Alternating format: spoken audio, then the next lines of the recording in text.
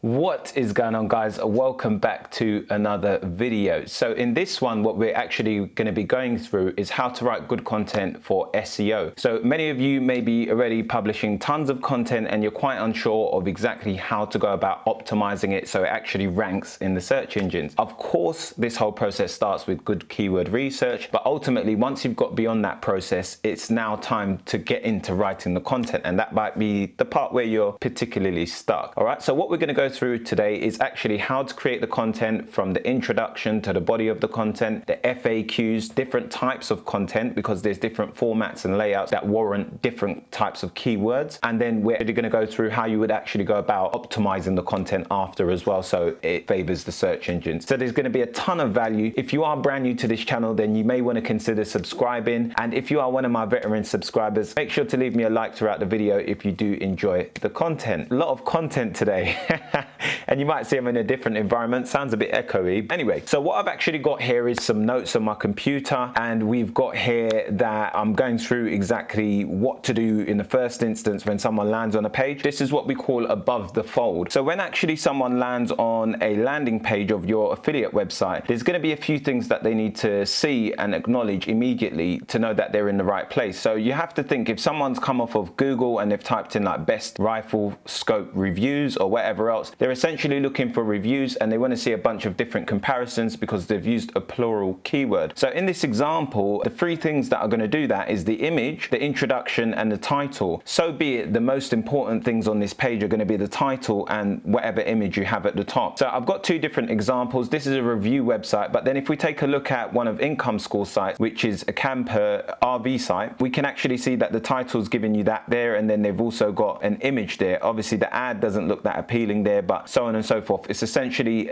the same thing in different formats. Now, do you have to use a featured image? A lot of people might question. Well, technically no. Like, there are some sites that don't actually use them in the forefront. You can go and test and see what performs better, or just generally flow with what you would prefer to read yourself, you know? So there's many different ways that you can do this, but as long as you're incorporating these things in some sort of way, it's going to reduce the bounce rate on your pages. And what that is when someone comes onto your page and then they go back, head off onto Google, all right, which is a bad ranking signal. So if we come down, I've got here colors, title, and featured image. So the colors is also going to be an important factor, because when someone lands, they need to get like a general theme of the niche. Like, for example, this is rifle. It's very dark, very gloomy, and very metallic. So it gives you that idea that you're in the right place. Of course, most 90% of sites now are just using like a white background, so you don't have to worry about that too much, but it can obviously be a little bit complementary to your page. Now, how do you know how long to write the content? This is one of the other areas that a lot of people get stuck with. Well, what I generally do is find out the average word count of the top 10 ranking pages and then add around 10 to 20% to that. So how we can actually find that out is on a tool that I use, which is called Key Search. Many of you may have seen my reviews on this tool. If you haven't, go and search Key Search review and you'll see me in like the top 10 results on YouTube. And then what we would do is we'll go to more tools, content assistant, and then you put in your keyword. When you actually put your keyword in, it brings up this SERP section, so you can actually see that there's the top 10 word count. So you can see this one's 864, 200, 2603, so on and so forth, ranging all the way down. So what it does is it adds up all of those and divides them by 10 to give you an average. All right, so what we would do is get that number and then add 10 to 20%. When you would add like 20% is probably if the topic warrants it. If it's just something that, you know, needs to be short or whatever, just add 10%. Now, what's great about this tool is because even though it manually gives you all of the word counts there, it then also gives you the average word count there. So it just does all the hard work for you. So if you haven't got that tool, I'd highly recommend you check it out. All right, and then it also gives you some of these, you know, LSI keywords, which are latent semantic keywords. So what they are is essentially words that Google sees as relevant or similar to the topic or keyword that you're writing about. So when we actually come back to the template, we can see that we've covered how to do the word count, and then we get to the introduction. Now, introductions are super important. Sometimes you could completely turn around a page's performance just based on the introduction. It will determine the kind of user metrics that you'll get as a performance on your page if someone continues to read on, scroll down, so on and so forth. So what I tend to do is I try to come in with like a question if it warrants it in that topic, where I'm asking someone either a rhetorical question or a question that's sitting on their mind. So if someone's looking for some kind of back pain fix or something like that, you might come in and ask something rhetorical like, have you ever ever experienced a back pain and blah, blah, blah. When you sit down, it's so painful in this scenario, this angle or whatever. Just something that resonates with them. So they think, this person really understands the problem. And if you can showcase that you understand the problem, it's going to lead on to them thinking that you have the solution. It's the same way I always give the analogy of when you go to the doctors, and the way we define a good doctor is if they can understand your problem very well. And then we all make that assumption that they then have the solution. It's just the way that we work. Or you could do a knowledge bomb where you drop some kind of fact from the industry, something that they didn't know, that's going to make them think, oh, this person's very articulate or educated or well researched in this niche, and they'll be able to definitely give me the information that I'm looking for. So tell them what you aim to teach throughout the article. So you want to tell them exactly what they're going to leave with. When someone comes into a blog article, there needs to be some level of transformation. So when someone comes into your content, by the time that they leave, they have to leave knowing something that they didn't know when they typed in the keyword. So make sure you solve that, and you tell them that you're going to be solving it inside of your introduction. You always want to use active wording, so don't like kind of be passive and you're kind of going to do this, or I'm kind of going to show you this, or you might learn this. It's just, this is exactly what I'm going to show you, and if you take it on board, this is exactly what you're going to learn. So you want to be very direct in that. The next thing is the second paragraph. Now this is a great place to use any kind of short paragraph, list or table format, and this is for the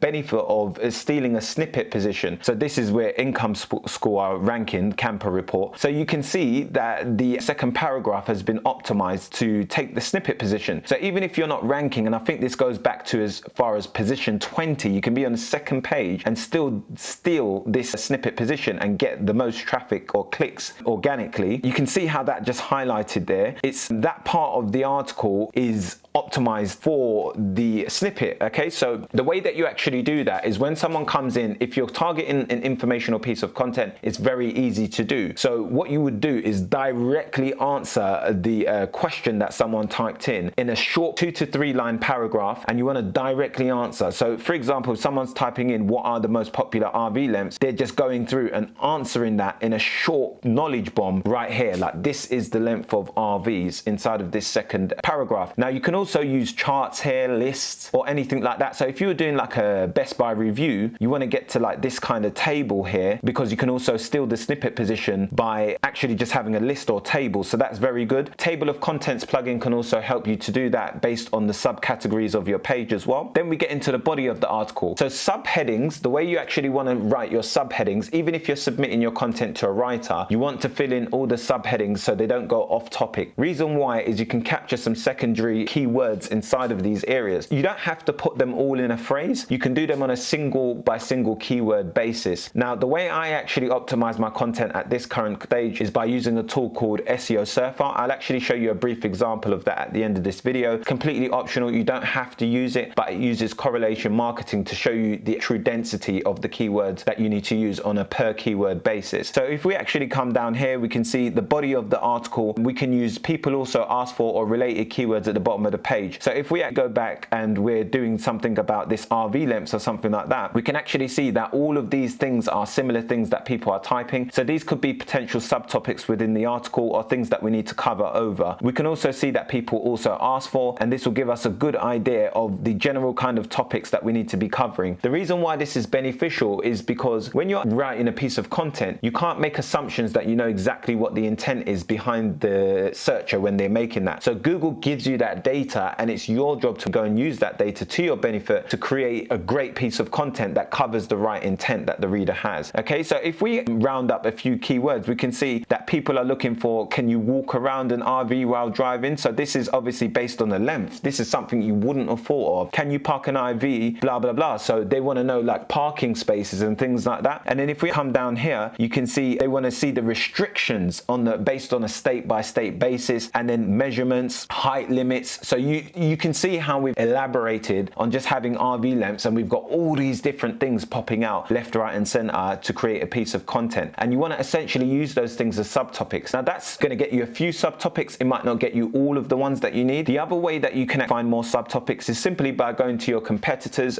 Income Score are also ranking for this, which is funny. So if we go to this one, what you'll be able to see is how they've broken down the article, and you want to generally understand the kind of step-by-step walkthrough that they take the reader through through for the particular topic that you're trying to rank. Now this can differ based on if you're targeting like a Best Buy keyword, which is more of a comparison type article, which warrants a kind of comparison layout. So to give you a best example of that is this. So if you were targeting a Best Buy keyword, you want to come in with your introduction, and then you want to go through a few things that they may want to consider, so that way they're able to navigate your kind of product reviews list effectively, yeah, because they need to know exactly how to identify the product that's going to be for them. So you want to introduce that there. If there's anything that they should look out for potentially in regards to materials or how long it will last, robust, all of these kind of things, you can also obviously target that in that area. Then you want to get into your list here, and then for this you can see they've gone through a few more features to consider or things to consider, and then they get straight into the actual in-depth reviews. Inside of it, if it's a technology product, you might obviously list out some features, but in the pros and cons you want to simply keep it to the good stuff and the bad stuff, and then give them a place to buy. I personally put a summary after that, and if you go and check out my video on how to write affiliate content for Amazon sites, which I'll leave in a link up here, you can actually see my exact method for writing these buyer intent kind of articles. And then they've got a buyer's guide at the end of it, which they include on the end of each article. I personally put mine at the top, but you need to essentially split test that and see what works better for you. So if we come down here, you can see that the next part that we get into is the FAQs. So this is where you capture some low search volume keywords. Now you can incorporate them in the phrase itself, or you can do this on a per keyword basis. Okay, so if you had a few keywords that you found that you didn't put in the main topic of the article, in the page title or the meta description or meta title, then you can capture those secondary keywords inside of your subtopic. They got decent traffic, and if they're very low traffic, incorporate them into your content on a per keyword basis. You can use them as your FAQs.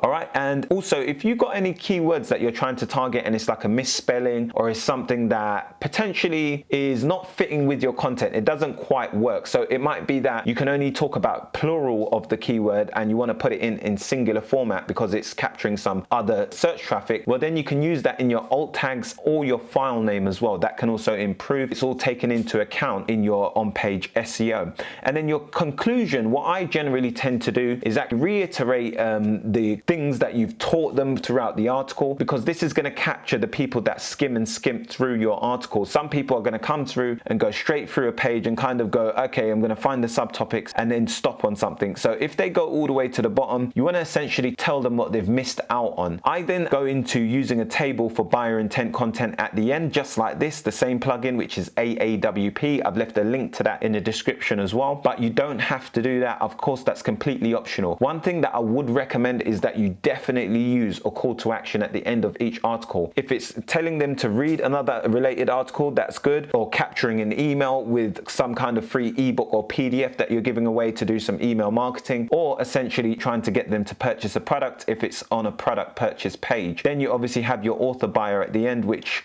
should be, you know, set in there in stone. All right, so after you've done all of that and you've filled in all the blanks, it's very easy once you've got your subtopics lined up, because then you're just going and writing the best piece of, you know, 300 words or whatever for that particular subtopic. You want to walk the reader through. So essentially when you're trying to do some kind of informational content, the first thing you want to do is answer them directly, so you get that kind of NLP format, which is natural language processing, which is an algorithm that Google uses to understand human language. Okay, so you want to answer the question like I showed you for the snippet, so you can essentially rank for the snippet. So after you've done that, you want to then walk them through and elaborate on the answer that you've given them, and walk them through the process step by step, holding their hand, whether it's making a buying decision or answering a query based on information that they've typed in to find your article. All right, so then after that, we want to do our meta description, title, and permalink. So these are like the most important parts of a page for your on-page SEO, and these are what are taken into most consideration for your on-page ranking factors based on your keywords. So what you want to do is use the exact keyword as it is in the phrase and front load it for your meta title. You keep your meta title to 60 to 65 characters max, and what meta title is, I'm actually going to just take you through so you can have a brief look. That's this area here. So that's what shows up in the actual index or the page results of Google. Now the meta description is the area underneath, and then what you see here is actually something called Schema Markup. Now you can use plugins for that. There are many different ones you can go. I don't want to recommend them because they're constantly changing, so whatever I recommend might not be relevant if you see this video in the future. But what they do is, if you have, like, say for example, like a recipe site, it allows you to capture some additional traffic by displaying your content in different formats. If you're going to use Income School's website, they've got all of that Schema Markup and everything everything installed inside of the theme, which is called Akabadu. You can actually check that out in the description. I've got a lot of stuff in the description today, but if we type in like best smoothie recipe or something like that, we'll see a lot of schema markup coming up. So you can see these are all the schema markups, and this is how it displays it for this particular kind of topic. So you can see here it's got the title, it's got the star rating, and the actual recipe and the time it takes to make it. So that can actually help you to capture some additional traffic, and it's also friendly for the search engines as well. All right, so after you've done all of that, we're then going to actually write out our meta description as well. Now, I would recommend that you keep that to 160 characters max. Reason being is because if you keep it any longer, then you might potentially get truncated. What that means is when you see the actual thing cut off, and what you're trying to do is it doesn't matter to put your keyword as it is in the phrase inside of this area. For this, it does make a difference. What you want to do is front load your keyword, so keep it to the left. You're only optimizing for the search engine when you first create your content on the meta title. The reason why is because when you're showing up on page 10 or page 11 or wherever you are, it's only the search engine that's going to be reading your content, not any kind of person. The only time when you focus on your click-through rate optimization is when you're like on the first page of the top 10, because then it matters about how you can capture the clicks of people. And I would predominantly focus on the top 5 when you're in like, you know, positions 1 to 5 to really go heavy on your click-through rate optimization. And a quick way of doing that is by obviously tracking your keywords, so you can go and see the ones that you're in positions 3, 4, and 5 for, or 2 or whatever, and then optimize your click-through rate at that point. All right, so if we actually come down here, we can see that they've done it right here, like 50 smoothies or whatever, recipes and cooking. Now this is on a per keyword basis, so you can see the word recipe is really there, and then we've got smoothie here, and then best is maybe not even in the title, but it usually should be if it's showing up. I'm not sure why that's not working, but essentially I would keep it as it is in the phrase when you're doing this at the beginning. The other thing you do in your meta title is sweep up some secondary keywords. So if you've got some other keywords that are related to the main keyword you're trying to target, and it has some decent search traffic, be it like over 50 searches per month, then you might want to put those keywords or incorporate them into the title. So say for example, if we had like best smoothie recipes, then we might also try and target like easy smoothie recipes. So you might go best smoothie recipe and then do like a semicolon, easy methods or beginners or something like that. So beginners might be another one, like best smoothie recipes for beginners, best smoothie recipes or easy ones. You can see how we've still got easy smoothie recipe, so we can still potentially capture easy smoothie recipe traffic as well if that had some search volume behind it. So this is how you optimize for multiple keywords within an article. After you've done all that, you want to run your site through a page speed test, because you want to use lots of media, but make sure you're optimizing your media to bring your page speed loading time below 3 seconds on average. 2 seconds, great.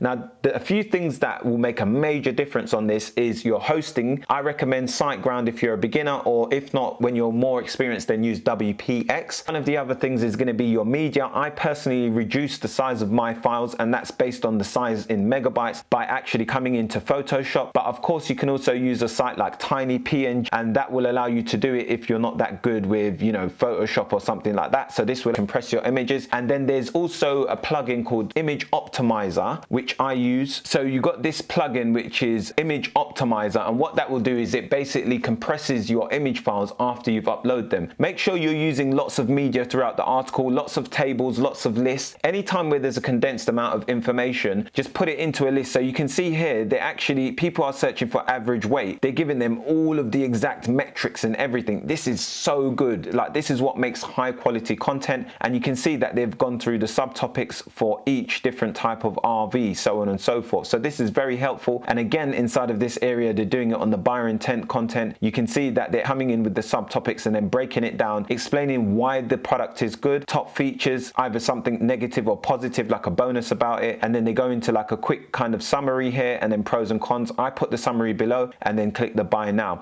Now, after that, once you've done all of that and you've got your content up, before publishing, you want to make sure that your keyword densities are okay, because you might think, how many times do I put the keyword in the article? And this is one of the big things that no one really knows. Personally, you can do it natural. So if you've got a long tail keyword, then you don't need to put that in like 10 times in your article. If you've got a 2,000 word article, you might use that once or twice throughout the article maximum. You can also use it in synonyms, so you can incorporate it in a very natural way. If your article doesn't warrant the keyword to be written in its exact form inside of your article, then you don't essentially have to do that. You just want to make it as natural as possible, but I would probably get it in there at least once or twice per article. If If you've got a short keyword that's only 2 or 3 words within a phrase, then obviously you can use that a bit more. In a 2,000 word article, you might go 6 to 8 times. But anyway, if we take a look at this tool, it's called Surfer SEO. What you do is drum in a keyword and it brings you to this page once you select your site, and you use correlation-based marketing to actually see all of the similar sites that are showing up for the keyword that are similar to your site, and you can essentially emulate what they're doing on a phrase and keyword basis. What I do is optimize as many of these in the phrase that I can that makes sense within my article, and then I go to, after I've done that, I go into words and then I optimize on a 60% or higher basis is anything that's over optimized. You see, when it's telling you to remove things, that's super important. Make sure you get all of those out because you don't want to be over optimized for the search engine. Of course, this also gives you recommendations on word count. So if your word count's a bit over, and this is a really good tool if you're showing up in positions like 5 to 10 or so on, so you're on the first page but you're not capturing all of the traffic. A quick kind of optimization that you can do is by coming in, drumming your content into here and seeing if your word count is not right or if you're over optimized on something, and that will improve you and nudge you up in the ranks. All right, if we come down here, you can see alt tags, so you can compare that to their alt tags inside of their images and so on and so forth if they've got keywords in there. And then it also does your page speed in comparison to your competitors. So this one's a bit on the slow side, and of course, as I mentioned earlier, you can also improve that way. So that is it. There's tons of information inside of this video, guys. I hope this helps you to write content for SEO. I know it's not a step-by-step kind of content writing video like where we're writing the content, but this is all the things that you need to be doing for SEO to make your piece of content optimized for search engines on a per page basis. So remember, when you're doing all of this, you want to do each page individually, and then that obviously builds a whole. So each thing makes up a part of your entire website. And if you do this again and again and again, you're going to see substantial traffic and substantial earnings if you're doing things in the right way. So if you like that video, make sure to leave a like. If you are new to the channel, make sure to subscribe. And if you have any questions, leave them below. I'll see you in the next one. Peace.